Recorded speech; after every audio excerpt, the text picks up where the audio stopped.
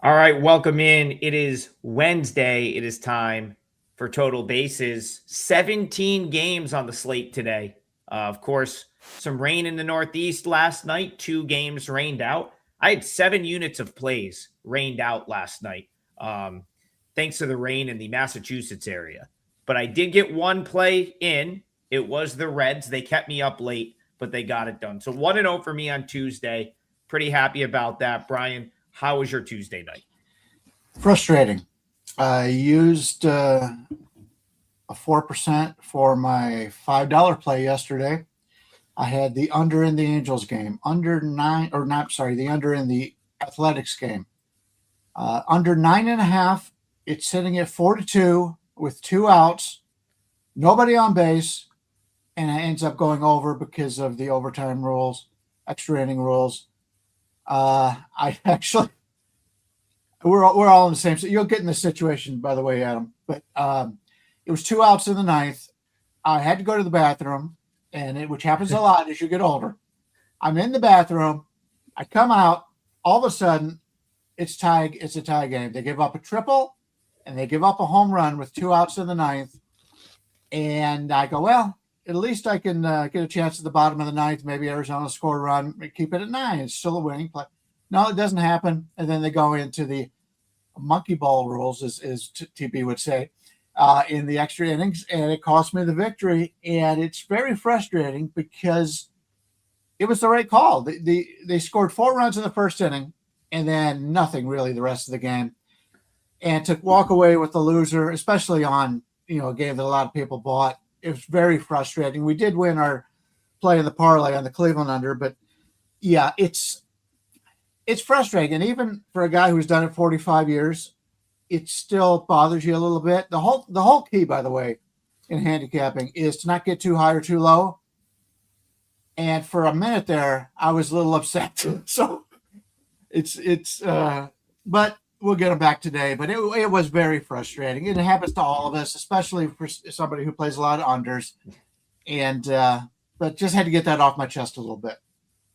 Brian, I'm in the same boat. I love my plus 1.5 underdogs.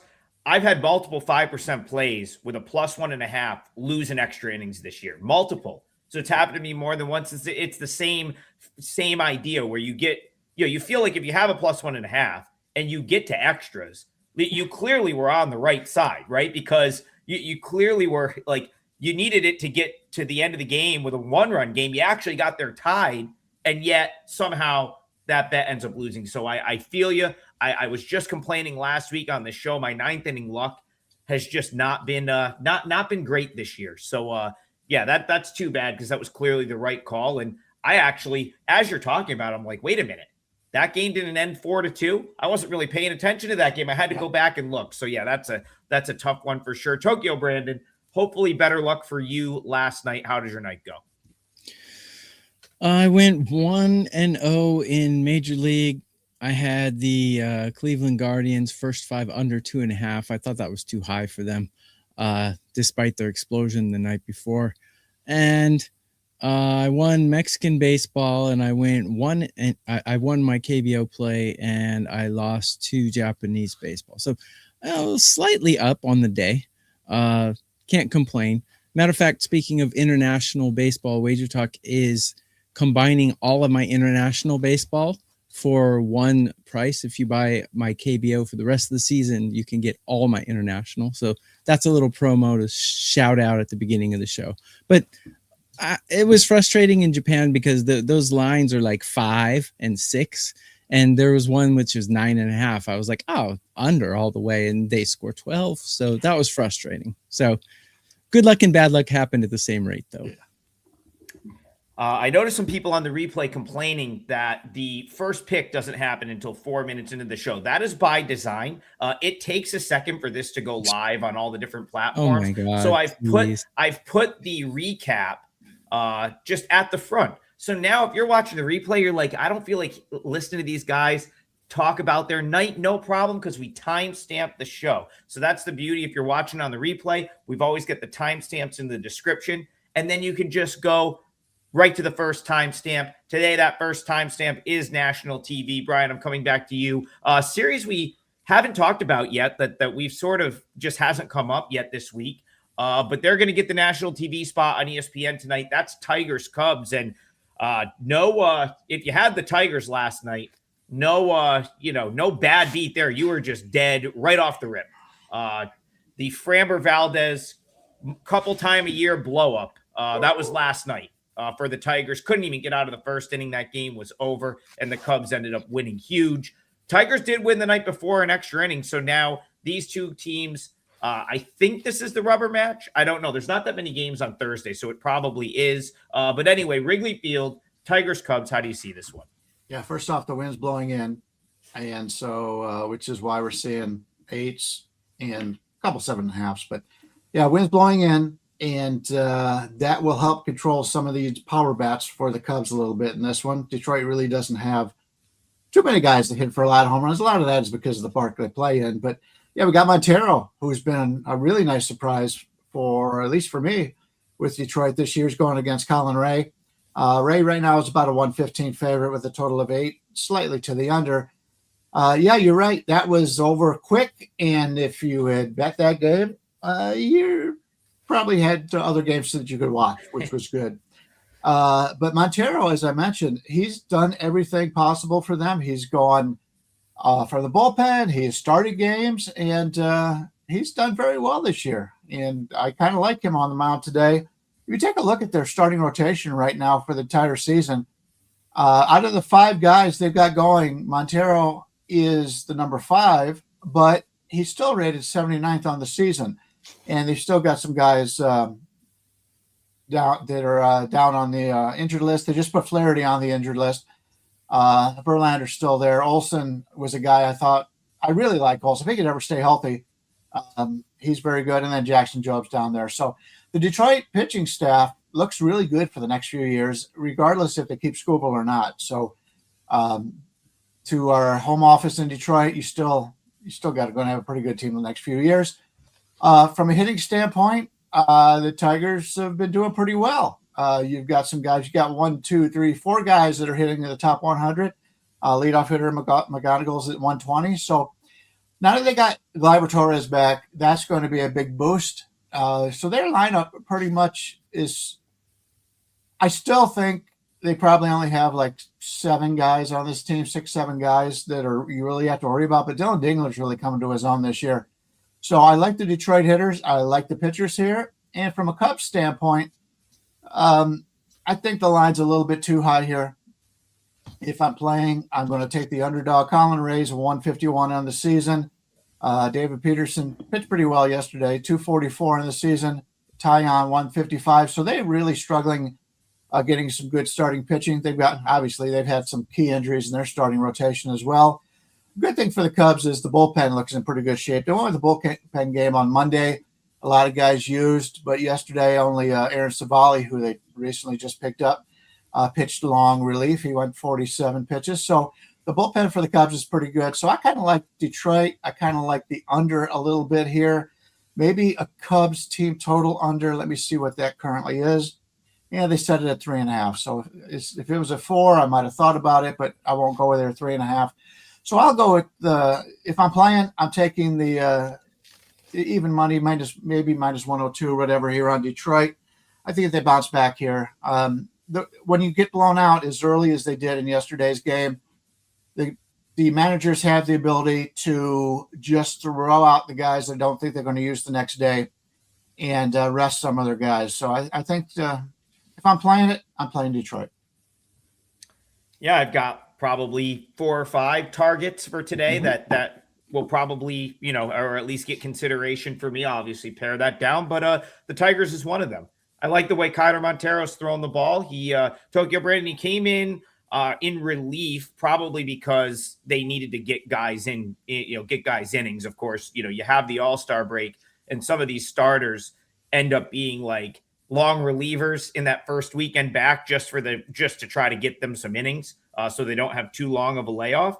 And the Tigers actually did that to perfection. The first game out of the break against the Angels, they pretty much just split the game. It was I forget who started that game. Melton. Melton started, and they just said, all right, Kiter Montero, you finished the game. You've got it. They didn't even consider going to the bullpen. And that was in a 1-run game that they won 2-1. He was sharp. 3 1/3, 5 strikeouts, 1 hit, no walks. I think he's better than Rhea.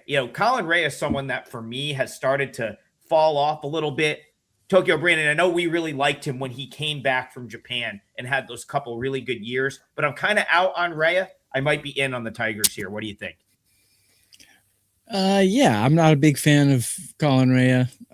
He wasn't really good here in Japan. He played for SoftBank for about 2 years. I'm not as high on Montero as you guys are. He's got some pretty bad numbers against these batters he's facing today, although the sample size is kind of small, so don't want to put too much credence into that. I do agree that Detroit's got the better pitching outlook here, and they do have the better bullpen in current form right now. They do not have the better lineup in current form. It looks like an over to me. I understand the win thing. I think it's a little overblown. You don't have to hit home runs to score. And on the average in MLB, there's less than 2 home runs per game. So I don't think hitting home runs is going to be a deciding factor here. I think looking to an over here. I think both teams are hitting quite well. I don't like either bullpen very much. So I would lean over. I haven't played it. Still thinking about it. I'll get the pick out of the way first. Tigers is going to be my leg of the parlay. Like I said, it's one of a hand, maybe 4 or 5 games that I've sort of pared down on them considering today. You're getting plus money with what I consider to be the clear better starting pitcher, and they've got all their bullpen arms behind them. Montero just comes out, he throws strikes, he keeps his team in the game. He's just done this for a couple of years now, pretty much whenever he gets in at the big league level. Colin Rhea, again, was very good for a while. This year, bottom 10 in expected ERA, 5.46. Bottom 10% in expected batting average, 2.75. He gets very little swing and miss. And then, Brian, the metric that you like to pair with that to make sure that it's legit is exit velocity and hard hit, and he's giving up plenty of that. So I think the Tigers set up much better. And you brought up the point that I wanted to make. Gleyber Torres back in this lineup, huge for the Tigers, in my opinion. That's so big for them. If you go back to early June, they started to take off when Gleyber came back, and I think he's an underrated player. So yeah, Tigers on the money line for me. That's going to be my parlay. Like, what am I looking at for a line there? You said, is this still plus money? You're actually, I see upwards of plus 105 out there, but I would say probably plus 102 right now. Something in that range is about an average. Yeah, let's say plus. Plus 102 is fine. That's what I saw when I came on air. That's what I jotted down. So yeah, I think. Listen, and then the final point that we should hammer home here: you get thoroughly embarrassed the way they did last night, where the game is over in the first inning. AJ Hinch, just that walk out to take Framber out in the first inning, like you could tell he was just beyond annoyed. Like, I think the Tigers come out with an effort tonight for sure. That was the worst free agent signing. Ridiculous now when you think about that, when they can't pay Skubal, but they gave that guy all that money. It's that was a bad move. Brian, I'm coming back to you. Adam says he feels your pain. Hunter Goodman getting that home run in the 8th inning to beat the Nationals, and it actually cost us the parlay a 2 for 3 or 2 out of 3 yesterday for the parlay for us. And that was a tough one. I really did like the Nationals too. That just missed my card yesterday, and they fall 8-7. Also that D-backs A's game. So we'll stay on that Nats Rockies series. We've talked about it both days already. I think it's a very intriguing series. We did comment on the total, and that soared over. That got over pretty easily yesterday. I think we all kind of were, had the over.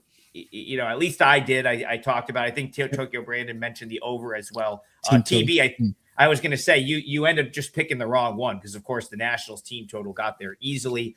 So let's go back to that one. Nats Rockies, the rubber match, Coors Field. Brian, kick us off. How do you see this one? Yeah, we don't talk about hitters very often, but Hunter Goodman has really come into his own the last couple of years. He's hit 4 home runs the last 2 days. He had 3 of them the night before. There's actually talk about there that they're shopping him.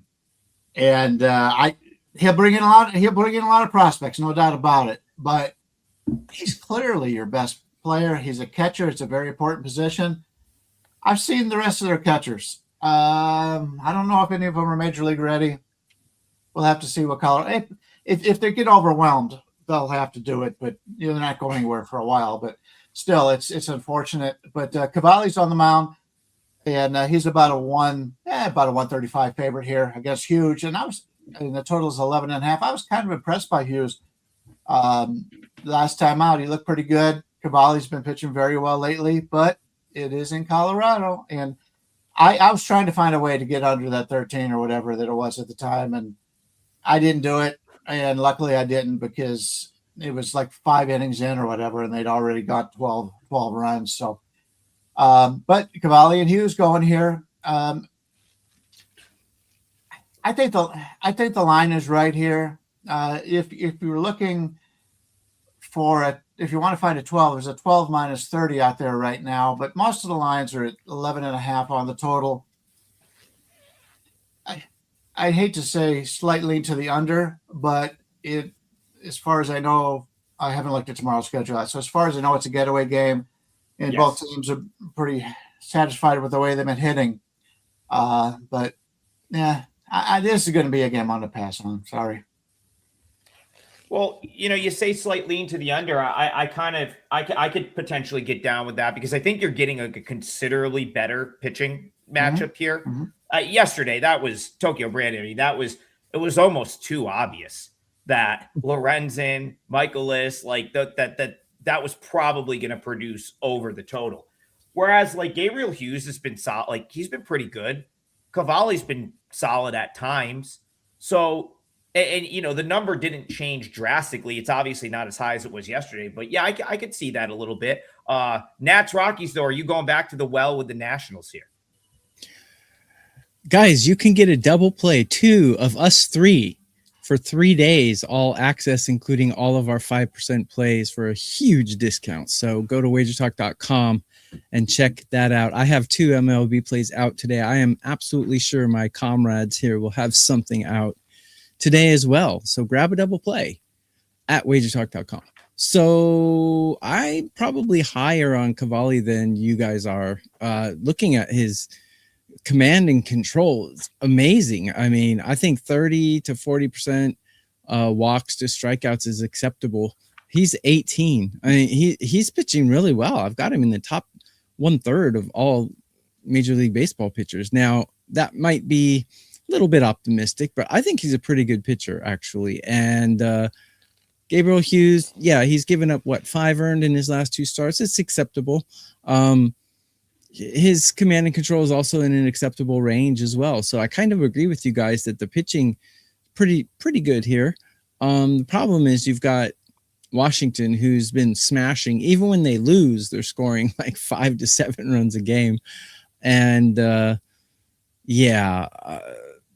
I don't know. That bullpen is just horrific, though. I mean, we saw it on display again yesterday. As soon as they come in, they're giving up runs. It's just, you can bank on that. I don't know how to approach this game, to be honest. I've got Colorado with a much better bullpen and the better starter, actually. But I think that's kind of fugazi, because I like Kate Cavalli as the starter. So a lot of conflicting data here and a lot of X factors. I can say that I would probably think about taking a Washington team total over again if it's 5.5, but 6.5 I would pass. That's kind of how I would go. Go ahead, Brian.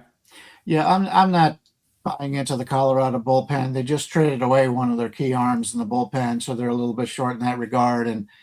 But I will say, when you're pitching in Colorado, the last thing you want to do is walk anybody. And the projections are showing Cavalli at 1.3 walks in this game and Hughes at 1.4. So you're not going to get a lot of free guys on base between these two. So I still lean a little bit with the under. I think that's probably the better way to go. Yeah, my projection is 11.1. So, I do think the books, though, like the odds makers are good, man. Like sometimes you just got to give them credit. Last night, they hang a 13, right? So like, it's a big number. It soars over that. It was never really in question. It was an easy over.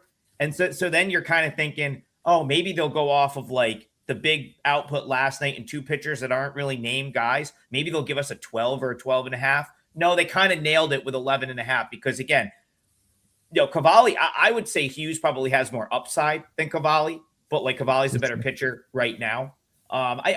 Again, they're both respectable enough where, yeah, you're going to have to sweat some bullpen probably in this game, but that number's still probably a little bit too high. I just wish it was higher. If this was like a 12 and a half, I'd like the under a lot more.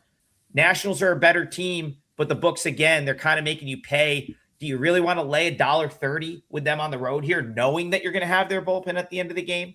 It's a tough one. I think there were better spots in this series, and we kind of nailed them. Brian on Monday had the Nationals. On Tuesday, yesterday, we kind of talked over. I know we went with Nats for the parlay, but the over got there. I think I might be out on this one today.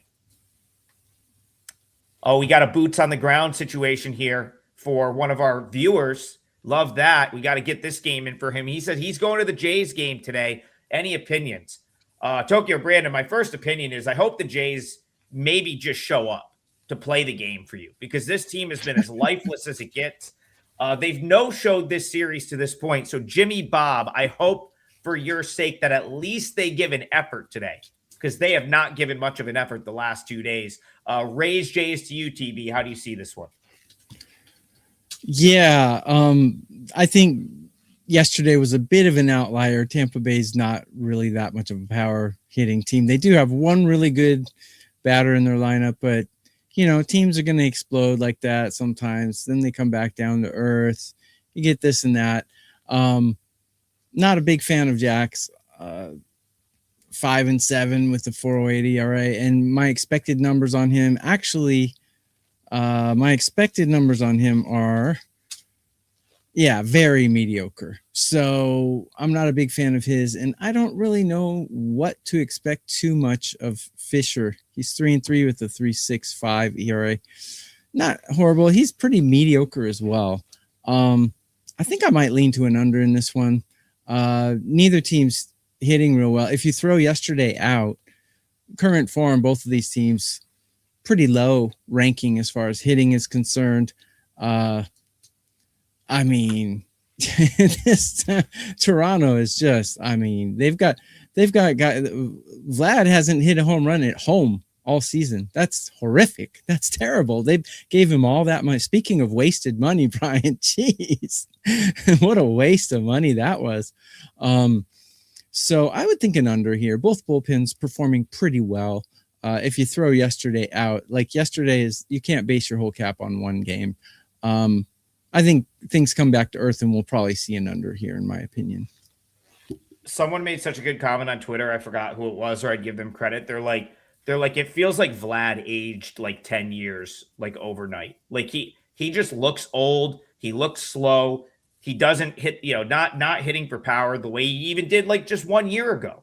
Mm-hmm. The Blue Jays were just in the World Series, right? Like this team, so these guys were in the World Series and like it felt like they were at their sort of peak, and now it's just it. Obviously, we knew we weren't going to get the exact same Jays team. Obviously, Bo Bichette's not there, but for the most part, it's a very similar team to last year, and it just has not looked anything like last year's team. Tokyo Brandon, I'm with you. I kind of like the under here.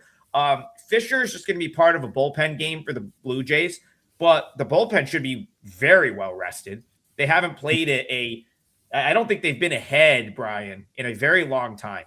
I don't think they've had a lead, like really, other than for like maybe more than an inning or two. Mm-hmm. Really haven't had a lead. Certainly haven't had a lead late in game in at least like 3 or 4 days, because on Sunday before this series started, I believe they got shut out. So it's been a while, and maybe you have to go back to Friday since they've had a lead in a game. So if you're the Blue Jays, you're going to have all your bullpen arms. TV, where I'll disagree with you a little bit, I think Griffin Jax is awesome. I think he's only going to continue to get better. Remember, the Rays are still in the process of getting their claws into him, right? He comes over from the Twins. He's a reliever. They try him as the closer. They don't love it. They say, okay, we're going to have you open games. Now we're going to stretch you out into being a starter. I think Griffin Jax only gets better. He's got great stuff. So I like the under, though. I'm with you. I do agree with your overall sentiment on the game. I like this one under. I don't trust either of these offenses to do much damage here. Brian, what do you see in this one? Yeah, I agree with the under, although I will disagree about the Rays being a one-man team. Yandy Diaz is the 19th ranked hitter in baseball. Aranda's 33rd, and obviously Camanero's 3rd. So, and Chandler Simpson's getting hot. He had like 4 hits. Was it yesterday, the day before? He just has to tap the ball in plays. Yeah. But he doesn't give you any power. That's the thing on this team is they don't have a lot of power on this team. Aranda will do it once in a while. Diaz once in a while, but Camanero's really turned into an elite bat. After talking about the hitters, I still like the under this game. I agree. Griffin Jackson, if you take a look at his numbers when they had him as a closer, he was getting bombed. But ever since they put him in as a starter and stretched him out, he's a much better starter than what I expected. I liked him better as a reliever. I thought he would be an excellent closer. But once again, reason why I'm sitting here talking about it and I'm not in Major League Baseball. But yeah, the bullpen for Tampa Bay is in pretty good shape as well. And there was a comment you said the other day in the YouTube chat. Somebody talked about Toronto, and you said they're good for one good run. Yeah, and that was the game. They scored 1 run, and then they get the way they played yesterday. Yeah, the offense right now is Toronto has been horrendous. Guerrero is lucky to be a top 100 hitter in baseball this year. In fact, on this team, Ernie Clement and Okamoto are better hitters than he is this year. He's been a very big disappointment, and they've invested so much money in him. You can't really tell. They can't really sit him. I was really excited when they brought up Sean Keyes. I thought he may get some play at first base, and they've used him very rarely. And so, yeah, right now, it's going to take something for me to want to play Toronto. Although I do have to say, you would expect a good bounce back here. Teams playing at home, trying to avoid the sweep, are usually a pretty good bet. Toronto scored, I believe, 9 runs yesterday, and after scoring 9 runs, a lot of their games follow that up with a much lesser offensive situation. But yeah, I like the under here, and we're looking at. Let me just get a quick look at it. The under in this one is sitting there at 8.5. I'm seeing 8.5, but mostly 8s. And you can get 8 minus 110, whatever, to the under. So I know we have not done well when all 3 of us agree on something. I'm going to try to break that trend today. I'm going to play the under in this game as my part of the parlay. Under 8 minus 110. Could you imagine this season ending with Vladdy having 0 home runs at home? Crazy. Yeah, sorry, Adam. Again, though, that's exactly what I think the person I can't remember who tweeted that, but I have to imagine that's what they were alluding to. It's just the lack of power. He's just, like Brian's saying, he's hanging around because he's still hitting for average a little bit. But that's not what Vlad Guerrero's not there to hit for average. Like, he's there to drive runs in, hit the ball over the fence. And someone said, Bo Bichette is the reason that the Blue Jays are struggling. Like, I think anyone would have looked at this roster and been like, oh, they've got enough to absorb Bichette. Yeah. So it's like, it's much bigger than that. Yeah, they've had a lot of injuries. I mean, they've had guys missing a lot of time, but it's very similar to the Seattle catcher situation. He's only hitting about 160, but he's not there to hit 160. He's there to hit home runs. And that hasn't happened as one of the reasons why Seattle's been a disappointment this year. And Brian, Freebird, I'll just pull this comment up. Jay's bullpen game, it is, and I think that helps the under here because you're going to get Braden Fisher. You probably see a little Spencer Miles. Like, you're going to get, and then if I know anything about the Blue Jays manager, when they're in a spot like this, he will unload. He's going to manage this game like it's Game 7 of the World Series. We've seen him do this before. The Jays need a win badly, and I believe they have tomorrow off. He is going to manage this game like the season is on the line today. Yeah. I don't know if it gets them the win, but it's probably going to keep the Rays to like a couple of runs, and it probably keeps this low scoring. So, Brian, I agree with your call here. Yeah, Varland, Rogers, and Hoffman are the 3 best arms in that bullpen, and Fisher's number 4. And the three that I talked about haven't pitched in 3 days. So they will all of them will probably likely get in. So basically you're getting a Toronto team with your 4 best relief pitchers. And as long as they don't use Little, they should be okay. What another wasted contract. Holy crap. He doesn't make the kind of money some of the others do. Yeah, he doesn't make much money. And again, I misspoke. This is one of the 5 games that will. I believe this is one of the only 4-game series. I don't think it matters. I think the Jays are so desperate right now that they're going to unload the clip when it comes to high leverage bullpen arms.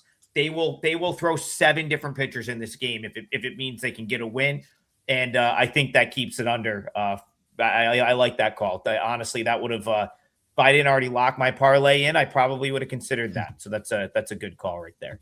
It's a good one. All right, back to the chat. I'm going to go to this one. I feel like the chat is waiting for me to comment on this, and this series hasn't come up. Yeah, the Marlins are. We were victory lapping that Marlins call a little bit, like going into the break. Although, if you remember, I said, are the Marlins this year's Tigers? That was a comment I made where they had that bad series, Brian, against the Guardians before the break, and it feels like they've carried it into the second half with them. 8 straight losses. We were sitting there with that plus 980 being like, oh, this team's going to the playoffs. And the Marlins just have not been able to get it going. But I have to say, like, some of that's the quality of competition that they're playing. They've hit a tough part of their schedule. They faced a desperate Guardians team prior to the break who was able to sort of squeak out a few close wins. And they've come out of the break playing the Brewers and the Astros, 2 teams that are playing ball at a high level right now. So, yeah, the Marlins are struggling, but they've also just been a little bit worse than some good teams that they're playing. Question is, when does it end? Is it today? Marlins, Astros to you, Brian. I think Miami's still a bet on team the rest of the year. I don't know what's going on with Braxton Garrett. Did he have sex with the owner's wife or something? Why isn't he in the major leagues again? Yeah, last time he was up, he didn't pitch bad, but you got to give the guy's blown away the minor leagues. And right now they're without Max Meyer, who is hurt for right now. So really, they only have 2 legitimate major league pitchers, and that's Alcantara and Perez. So, yeah, I'm not giving up on Miami yet. And their bullpen has not, you take a look at their bullpen. The top 4 guys have not pitched the last 2 days, although I'm including Pete Fairbanks as the closer. He has been horrendous. Talking about bad offseason signings, Michael Peters is clearly their better reliever, and he should be closing. But I still think the Miami is a very good team here. We're looking at Alcantara against Lambert, who's pitched very well for Houston, by the way. Lambert's about a 115 favorite, 120 favorite, and you're getting a total of 8. If I'm playing this one, I'm playing the underdog. I think Miami. I'll take Alcantara over Lambert. He'll give you some length, and I do think I like the bullpen better than Houston. Houston's bullpen, obviously, at this point, is basically just their closer. They've got some guys that are been decent in the past, but this year they haven't been that. Abreu is normally a guy that just lights out. He is not having a good season. And they've had to use some guys lately because they've been winning. Hader's pitched 3 of the last 4 days, including the last 2. He will not be pitching tonight. Orkert's pitched 3 of the last 5. And so, yeah, I like the bullpen better here, although I do like AJ Blueball for them. He pitched 25 pitches yesterday, so who knows if he's going to pitch. Pitched 40, 3 days before that. So they've got a lesser bullpen in this game. And as much as I think the starter has done pretty well for them, Lambert's been very good all season long, I still like Miami in this game. The team for Houston, they've got, talking about guys that are pretty good hitters, they've got Yordan Alvarez and then everybody else. Walker's having a nice season. Paredes is doing okay.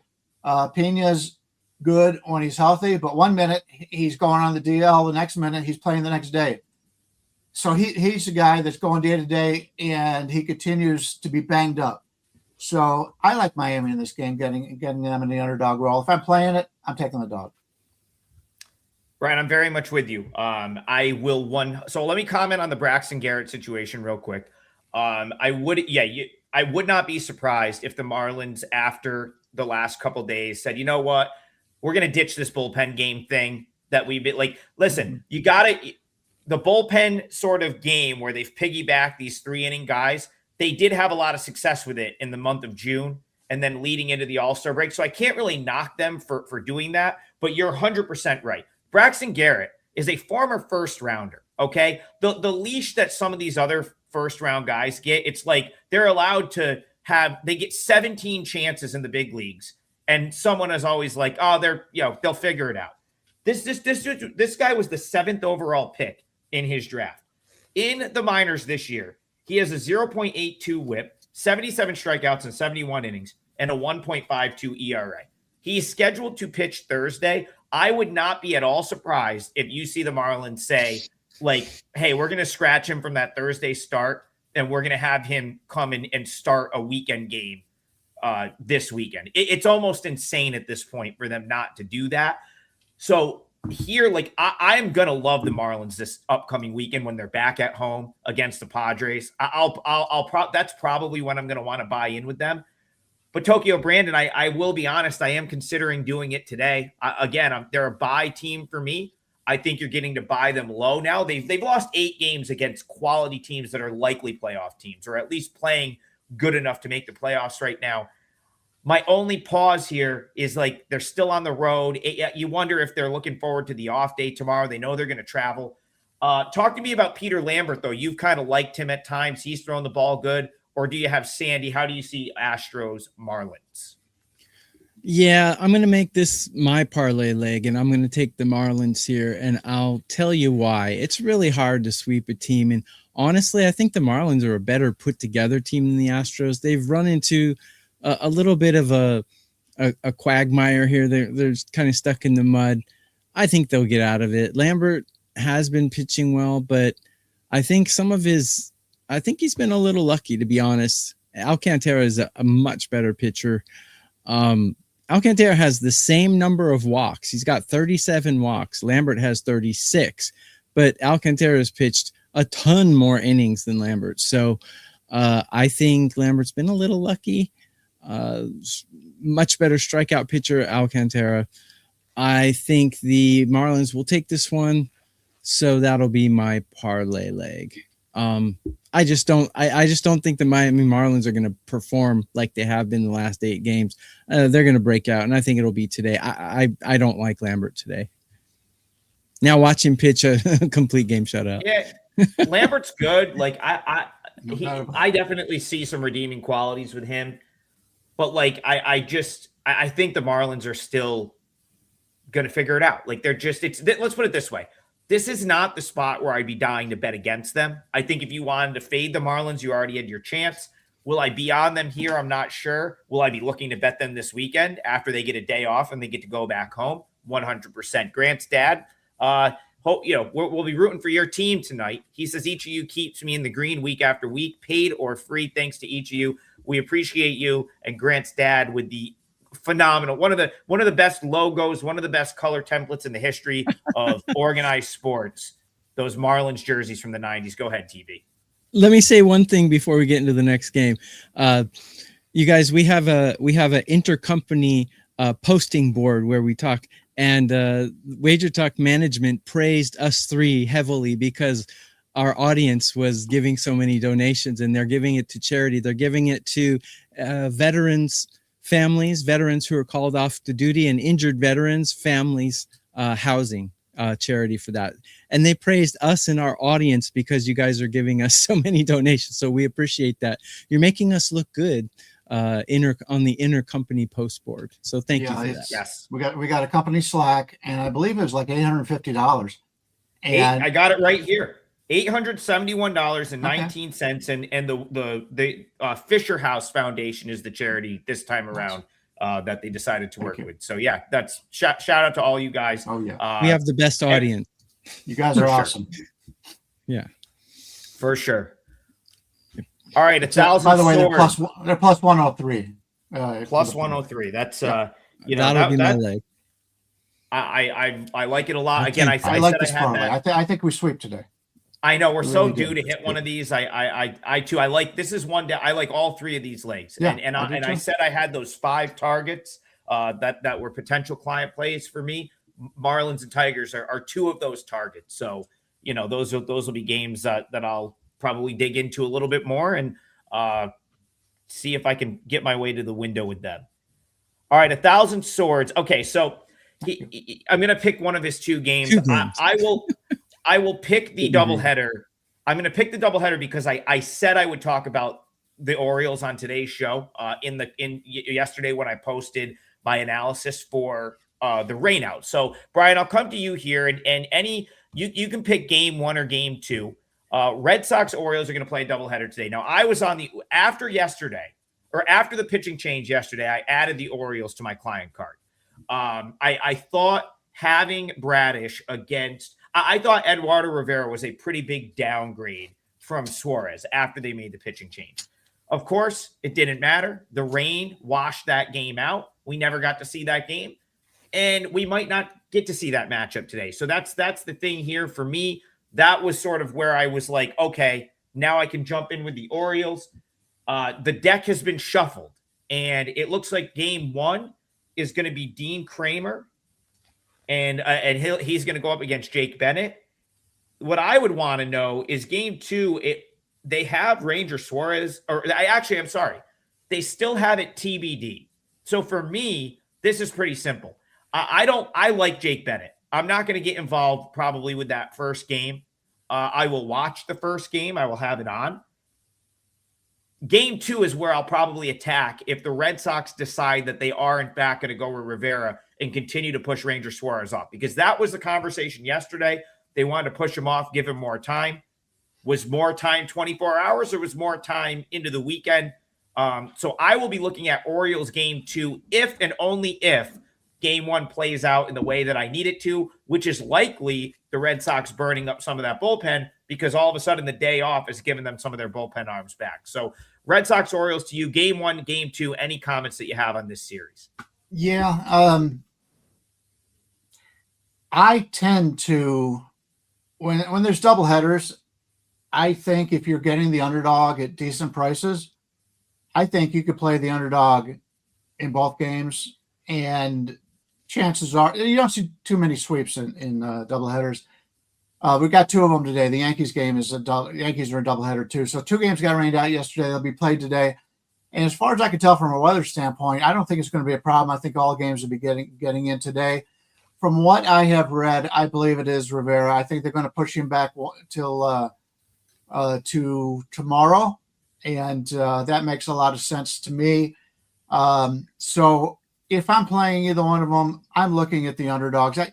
Dean Kramer's a very good pitcher. I really like Bennett, but you're getting Boston in a price range now. I kind of talked about this the other day. They were very good as an underdog, and now they're 14 straight that they've won, and now they're a situation where they're getting overpriced a little bit. I'm seeing upwards of 150 with Kramer and Bennett. I think that should probably be in the 140 range.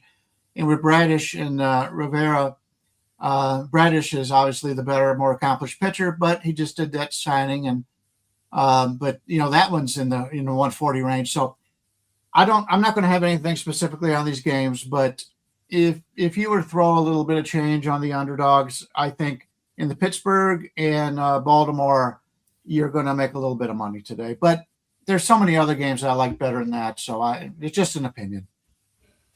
TB, we need your opinion. Anything for you in anywhere in this doubleheader, Orioles, Red Sox? Yeah, I think I'll just flat out say I think Red Sox win game 1 and Orioles win game 2. The reason I like the Red Sox in game 1, though, I'll break that one down for you because there are less X factors there. Mm-hmm. I'm not a big Kramer fan.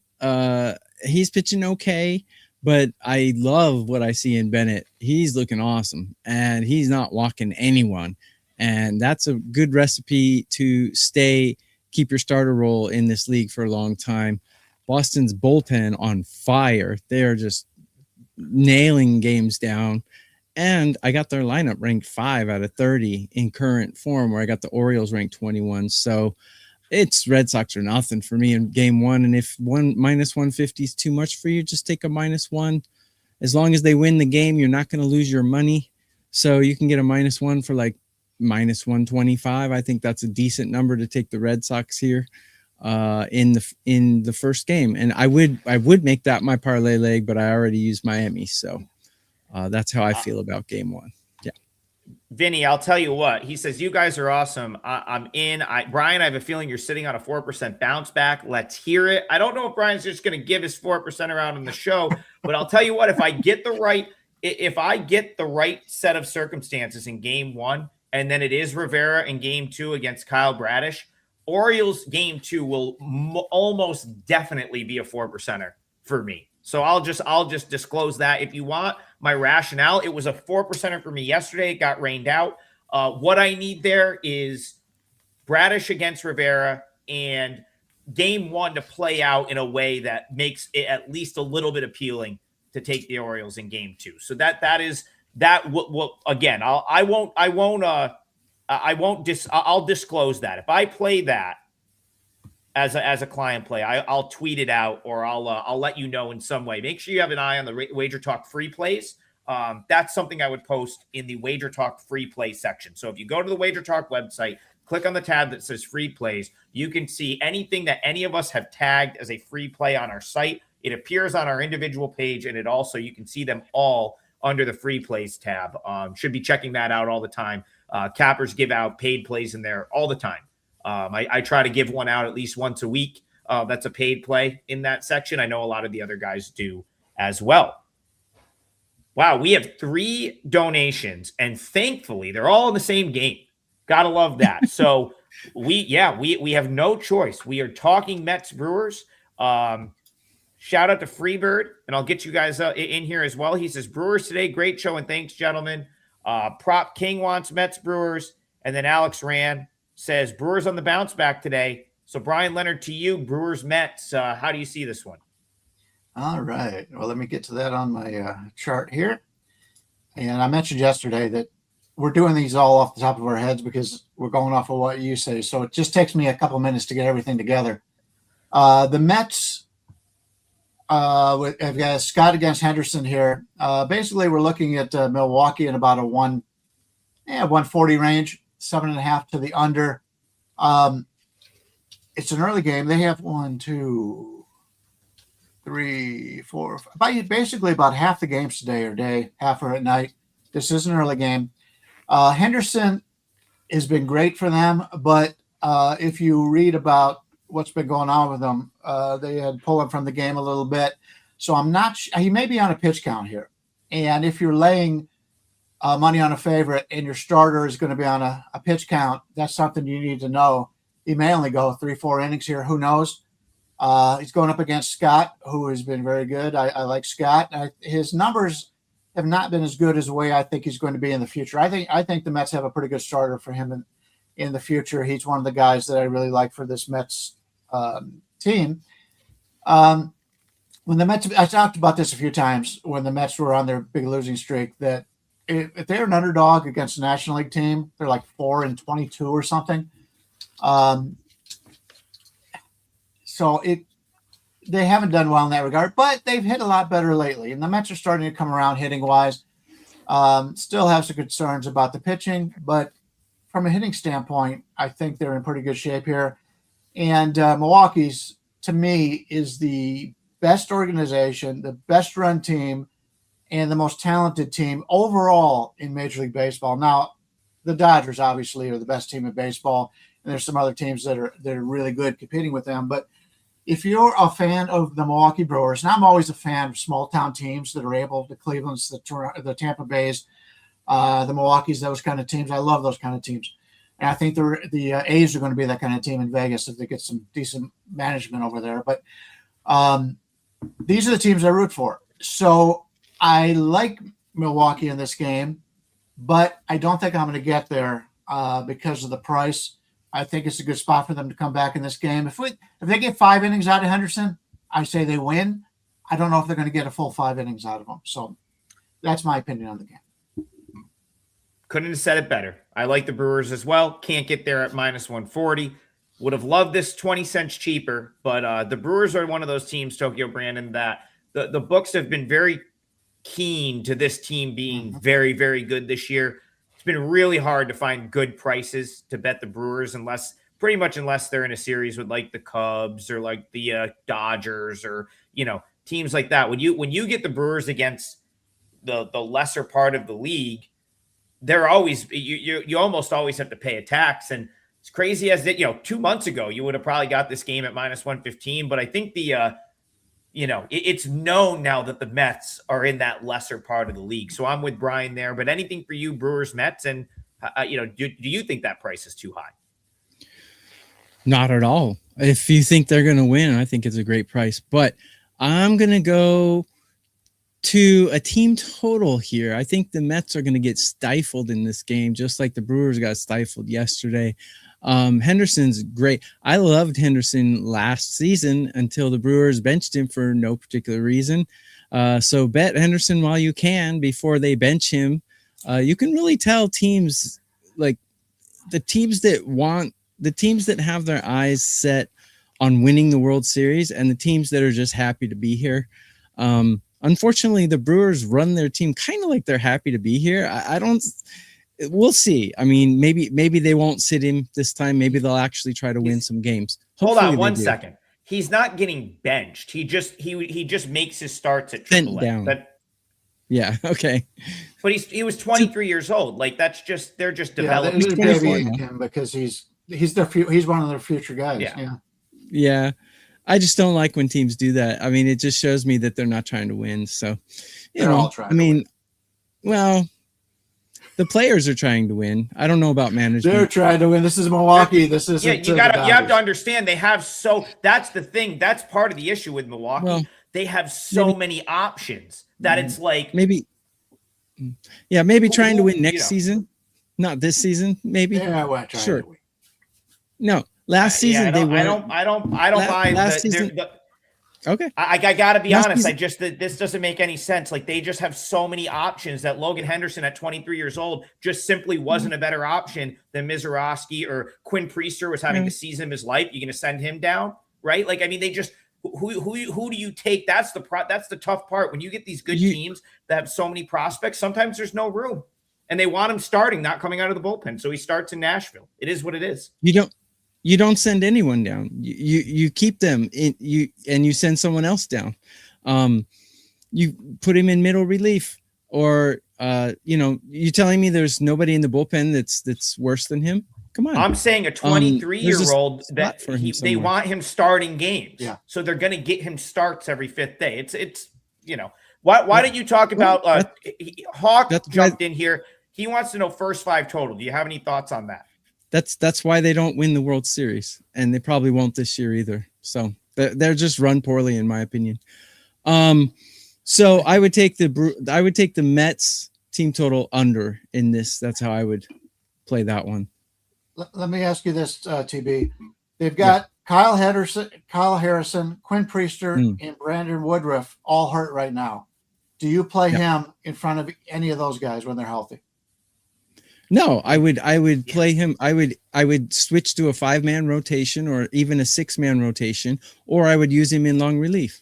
You don't want to use him in long relief as a starter. You don't want to take him away from that. I don't believe. Yeah, he's too young. He's too young to just be a long reliever. He's 23 years old. Like they probably look at this and say he's going to be on our team for years and years. We want him going out and starting, throwing 6 innings. So they'd rather just have him at AAA. I get what you're saying. Here's what I think you're trying to say is Logan Henderson is good enough to be in the rotation for the majority of teams in Major League Baseball. It's just the Brewers have an embarrassment of riches when it comes to pitching. And then they're so good at developing these guys that it's like they have a Shane Drohan who's like, they look at him and they're like, wow, look at what he's doing. So now they got to make a spot for him. It's like, what happens when Lance McCullers 2 months from now, they've got their teeth into him. They just traded. Look, the Brewers just traded for Colton Gordon and Lance McCullers. Like they might have another pitcher there. It's crazy how much pitching talent is in this organization that it's just like it's hard to find spots for all of them. But yeah, it's bad. It's a good problem to have for Yeah. sure. If Show you me a like ring. Henderson, is frustrating because I agree with TB. I want this guy to be out there every day, but Where's you know, the ring? Where's the ring? Okay. Yeah, they've been in the Well, mix though. they play in a They've been in small the market mix. team and they don't Show me a pay a ring. lot of players there. If you they want got the so ring, much just play at the embarrassment- Dodgers because they're going to outbuy Yeah, everybody. but like If the Brewers, if they have so much embarrassment of riches, where's the ring? Yeah. listen, that That's team what they're playing for. Isn't winning it as not? many. Yeah, Is but it not? listen, the ring is going to me be the ring. winning in the playoffs, and they're doing it with Just like show me. a fraction of the payroll that the Dodgers have. They're still going to have to get over the hump Embarrassment and beat of a team riches like means you should have a ring, right? I don't know. Maybe I I'm don't know. silly. Some. I mean, listen, like Only one team wins the championship. And Yeah, you're only competing one with team the wins Dodgers it. with their payroll. Like- Come on now. Okay. Not everybody's going to get Okay. that ring. Let's get to the World Kylie, Series. yes, this is a Syracuse Mets hat. This was like the USA Memorial Day one from a couple of years ago. It's a camo Syracuse Mets hat. So yes, it is. I don't know. I'm in a hat mood lately. I kind of need a haircut. That's why I just keep showing up with the hats. Yeah, anyway, let's get to the parlay.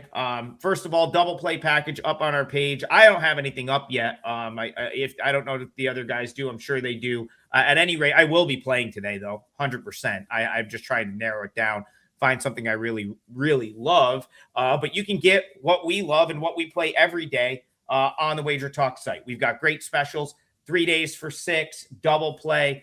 Everything's up on our pages, so check that out. Brian, I'm with you. This is one of my favorite parlays that we've put together in a while. I hope it's the one that gets us back in the plus. Tokyo Brandon is going with Marlins plus 103. I'm going with Tigers plus 102. And then you're going to go with Rays Jays under 8.